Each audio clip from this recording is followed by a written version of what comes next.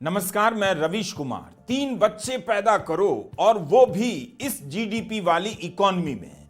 किसी को समझ नहीं आ रहा है कि दूसरी तिमाही में भारत की जीडीपी का विकास दर 5.4% पर कैसे आ गया।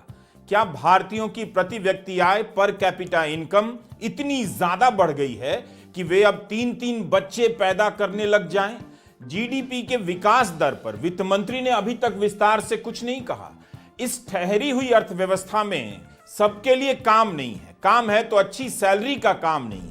और वहां राष्ट्रीय स्वयंसेवक संघ के प्रमुख कह रहे हैं हर दंपति को 3 बच्चे पैदा करने चाहिए। इस वीडियो में हम बात तो जीडीपी और जीएसटी के नए आंकड़ों पर करेंगे, लेकिन चूंकि इसका संबंध उसी आबादी से है जिसे 3 बच्चे पैदा करने की नसीहत दी जा रही है, तो पहले उसकी भी बात कर लेते हैं।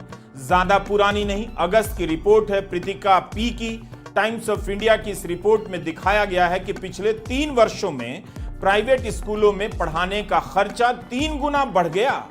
क्या मिडिल क्लास की कमाई इतनी अधिक बढ़ गई? हर साल 5,000 से अधिक फीस बढ़ जाती है। माँ बाप मुश्किल से प्राइवेट स्कूलों में पढ़ा पा रहे हैं। किसी को मोहन भागवत से पूछना चाहिए कि 3 बच्चों का खर्चा कौन उठाएगा, आरएसएस या भारत सरकार? भारत की अर्थव्यवस्था ने ऐसा क्या कमाल कर दिया है? इसके स्कूल और अस्पताल इतने शानदार हो गए कि अब आप अपना ध्यान 3 बच्चे पैदा करने में लगाइए। इसीलिए जरूरी है कि आप जीडीपी के इन गुलाबी और गोलमोल आंकड़ों का खेल समझें। बहुत से लोग जानना चाहते हैं कि उनके कारोबार से लेकर नौकरी की जो हालत है, कमाई हो नहीं रही है, क्या देश की अर्थव्यवस्था की भी वही हालत है या ऐसा केवल उनके साथ हो रहा है? जीडीपी का आंकड़ा तो यही बता रहा है कि आपके साथ जो भी हो रहा है वो इसलिए हो रहा है क्योंकि भारत की अर्थव्यवस्था तरक्की नहीं कर रही है। रुकावट, ठहराव आ चुका है। जब से इस साल की दूसरी तिमाही यानी जुलाई से सितंबर का आंकड़ा आया है, चुप्पी पसर गई है। इस बार की गिरावट बहुत ज्यादा है। जुलाई सितंबर 2023 में भारत की जीडीपी का विकास दर 8.1% था। जुलाई सितंबर 2024 में भारत की जीडीपी का विकास दर 5.4% पर आ गया है। 2.7% की गिरावट बहुत ज्यादा होती है। इतने में काफी कुछ इधर से उधर हो जाता है। कांग्रेस लगातार कह रही है कि आर्थिक तरक्की के सरकारी आंकड़े बनावटी हैं। कई बार लगता है कि ऐसे विषय हमारी समझ के दायरे से बाहर हैं, लेकिन ऐसा नहीं है। ध्यान से पढ़ने और सुनने पर आर्थिक हिसाब किताब का मसला समझ आने लगता है। आपकी आर्थिक हालत इतनी खराब क्यों है पता चल जाता है। आमतौर पर आप एक अखबार पढ़ते हैं, लेकिन हमने इस वीडियो में कई अखबारों को शामिल किया है, कई तरह के नजरिए को शामिल किया है ताकि खुद भी समझ सकें हम और आपको भी बता सकें कि भारत की अर्थव्यवस्था की सच्चाई क्या है। राज्य दर राज्य आप देखेंगे गरीब होती जनता की संख्या ज्यादा होती जा रही है। 80 करोड़ जनता मुफ्त अनाज पर आश्रित है।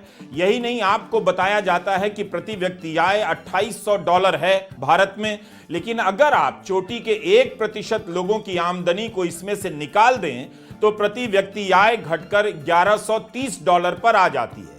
यानी जब आपको बताया जाता है कि भारत की प्रति व्यक्ति आय $2800 है, तो इसमें अंबानी, अदानी से लेकर 1% अति अमीर लोग भी शामिल हैं। जैसे ही उनकी आय आप अलग करते हैं, प्रति व्यक्ति आय $1130 पर आ जाती है। $1130 का मतलब 95,600 रुपए करीब करीब, जो दुनिया के कई गरीब देशों की प्रति व्यक्ति आय से भी कम है। यह है भारत के लोगों की आर्थिक क्षमता। देश की सच्चाई मंत्रियों के दावों और अखबारों की हेडलाइन से काफी अलग है। देश के कई आर्थिक विशेषज्ञ लिख रहे थे कि भारतीय रिजर्व बैंक के जो दावे हैं वो कुछ ज्यादा ही आशावादी हैं, लेकिन सच्चाई कुछ और है। अलग अलग कारण बताए जा रहे हैं। कोई कह रहा है महंगाई ज्यादा है, कमाई बढ़ नहीं रही, सरकार का खर्चा भी बहुत कम है, शहरों में उपभोग बहुत घटा है। लेकिन सरकार मानती ही नहीं कि अर्थव्यवस्था की रफ्तार पर कस के ब्रेक लगा है। एक सवाल और है, इस साल की पहली तिमाही और दूसरी तिमाही यानी अप्रैल से लेकर सितंबर तक के आंकड़े दिखा रहे हैं कि गाड़ी फंस तो गई है, लेकिन तब भी रिजर्व बैंक से लेकर सरकार के दावे कुछ और ही अलग नजर आते हैं, गुलाबी नजर आते हैं। अलग अलग अखबारों में रिजर्व बैंक की तरफ से अनुमान के आंकड़े छपते रहते हैं कि इस साल भारत की जीडीपी का विकास दर कितना रहेगा। रिजर्व बैंक भी अपनी प्रेस रिलीज में यह अनुमान जारी करता है। महाराष्ट्र चुनाव से पहले 9 अक्टूबर को भारतीय रिजर्व बैंक की प्रेस रिलीज कहती है कि 2024-25 की दूसरी तिमाही में जीडीपी का विकास दर 7.0% रहेगा। इसके 15 दिन के भीतर एक और अनुमान जारी किया जाता है जिसमें जीडीपी का विकास दर 7.0% से घटाकर 6.8% कर दिया जाता है।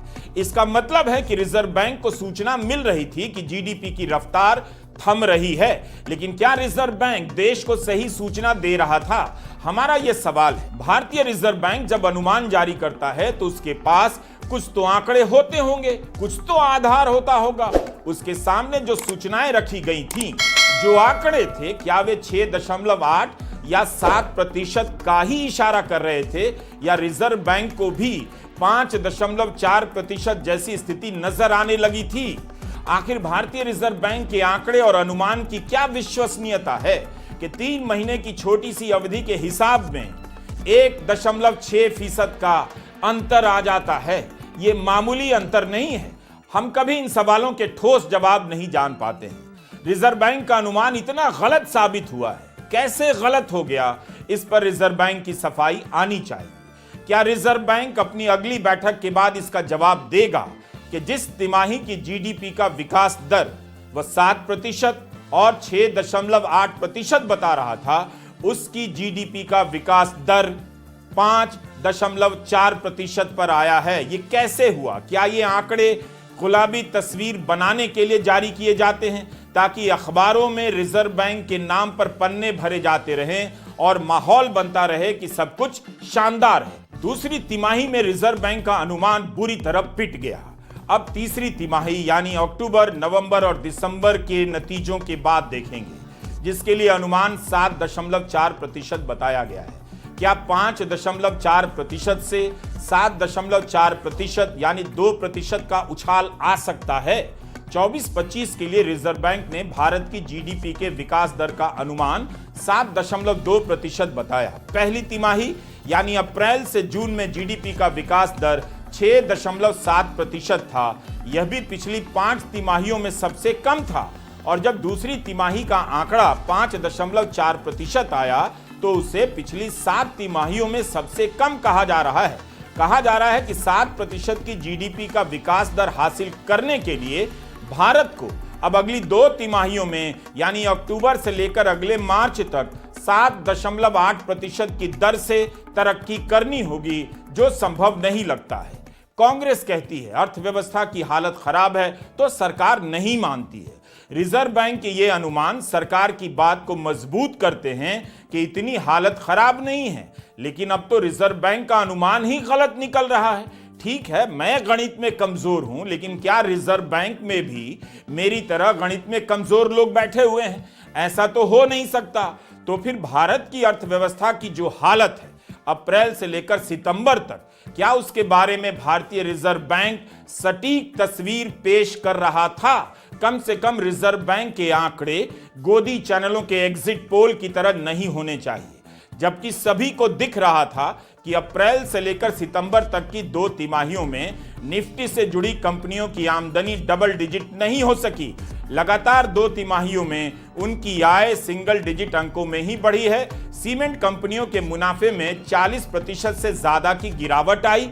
औद्योगिक सेक्टर का विकास दर भी सिंगल डिजिट में दिखाई दे रहा था। लोग बहुत दिक्कत में हैं। अनिंद्य चक्रवर्ती ने आयकर रिटर्न के आंकड़ों का विश्लेषण कर दिखाया है कि मिडिल क्लास से 50 लाख लोग गरीबी में चले आए।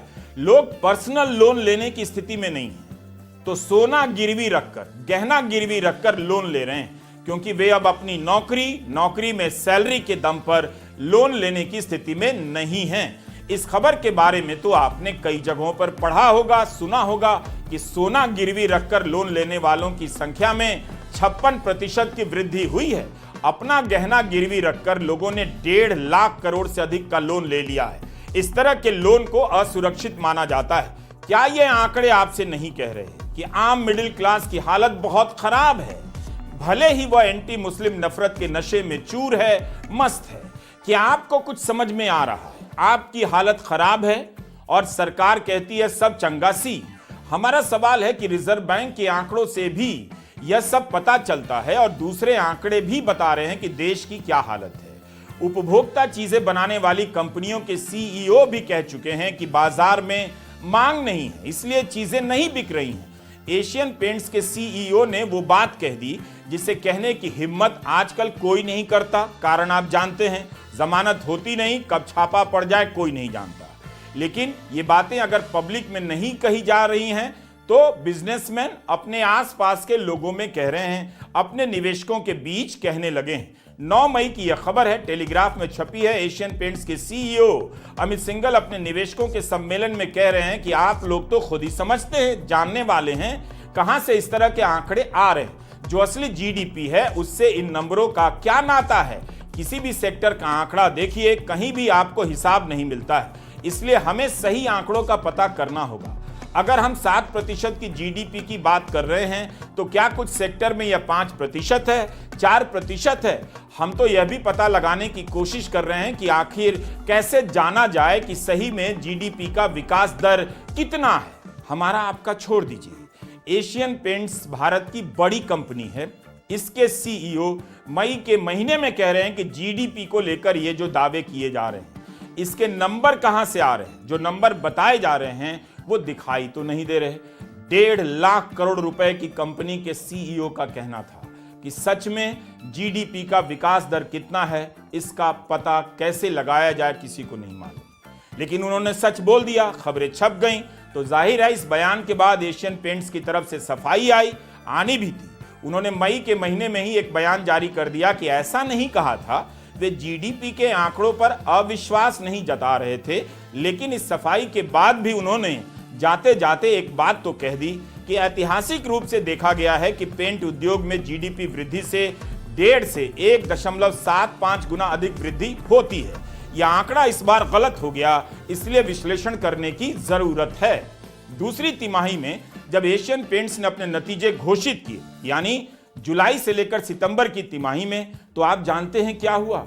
एशियन पेंट्स का सकल मुनाफा 42.4% गिर गया है। रिजर्व बैंक कब से कोशिश कर रहा है, बयान दे रहा है कि महंगाई को 4% की दर पर लाना है, लेकिन अभी तक महंगाई की दर 4% पर नहीं आई, नीचे भी नहीं गई। इसका मतलब यही हुआ कि आपकी कमाई महंगाई के कारण तेजी से उड़ रही है। भारतीय रिजर्व बैंक का काम है महंगाई की दर को 4% के नीचे लाना। 2% ऊपर नीचे हो सकता है, लेकिन सितंबर के महीने में महंगाई कितनी बढ़ गई आप जानते हैं। हमारा मूल सवाल है कि भारत की जीडीपी के विकास दर की रफ्तार क्या थमने लगी है? इससे निकलने के क्या रास्ते हैं, जनता को बताया जाना चाहिए। क्या भारतीय रिजर्व बैंक को यह सब पहले से नहीं दिख रहा था? और दिख रहा था तो रिजर्व बैंक ने भारत की जनता से सच क्यों नहीं कहा? यह सवाल है।